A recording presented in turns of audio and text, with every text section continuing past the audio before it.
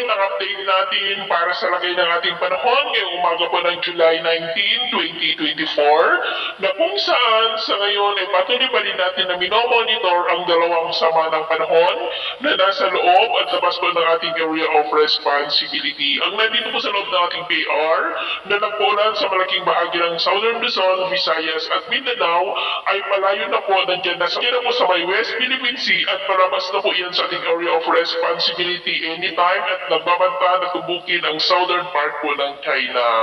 Ang nasa labas naman ng ating area of responsibility ay nagbabanta rin yan napapasok hanggang mamayang hapon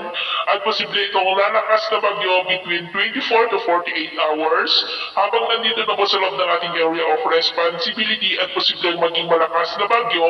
na banta pa rin dito po sa may Cagayan, extreme northern Luzon, Taiwan at China. Kung hindi man po ito mag-landfall sa ating tinupaan ay papalakasin naman itong habagat na siyang patuloy na magpapaulan dito po sa ating bansa hanggang next week. Posible po na hanggang sa matapos ang buwan na ito ay malakas pa rin ang bugso ng habagat kaya paghandaan natin ang mas malakas pa na mga pag-ulan sa susunod pa ng mga araw epekto po ng habagat. At ito nga pinapakita ng forecast model natin pong ginagamit hanggang sa matapos ang buwan na ito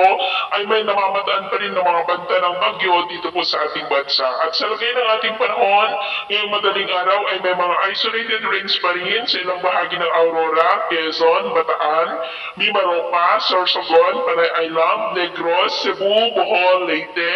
Samar Provinces, Sulu Archipelago, ilang bahagi ng Zamboanga Peninsula, Northern Mindanao, Surigao del Norte, Mati at Sarangani. At mamaya ay sisikat pa rin ang araw sa malaking bahagi po ng ating bansa, lalo na po dito sa malaking bahagi ng Northern at Central Luzon,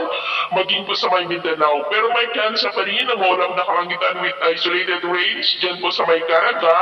ilang bahagi ng Metro Manila, Bataan, Camarines Norte, Masbate, Maropa, Kabisayaan, pero hindi na po ganoon kalakas ang mga pag-ulan dyan sa may Visayas, maliban po dyan sa may Aklan, posible pa rin na may kalakasan ng mga pag-ulan sa ilang bahagi. May mga isolated rains rin sa may Surigao del Norte, Mati at Sulu Archipelago. At mamayang hapon, mas maraming lugar na muli dito sa ating bansa ang makakaranas ng ulap na kalangitan with isolated light to heavy rains, lalo na po dyan sa may Central Luzon, Southern Luzon, Visayas at Mindanao. Dito po sa may Northern Luzon ay may mga isolated light rains lamang sa ilang bahagi. Kaya mag-ingat pa rin tayo sa mga banta po ng mga pagbaha at pagguho ng lupa dahil posibleng may kalakasan ng mga pag-ulan sa may Central Luzon, Southern Luzon, Visayas at Mindanao. At sa atin naman po mga baybayin, wala naman po tayong nakataas na namang warning signals, pero iba yung mag-ingat lamang po kung pabalaod tayo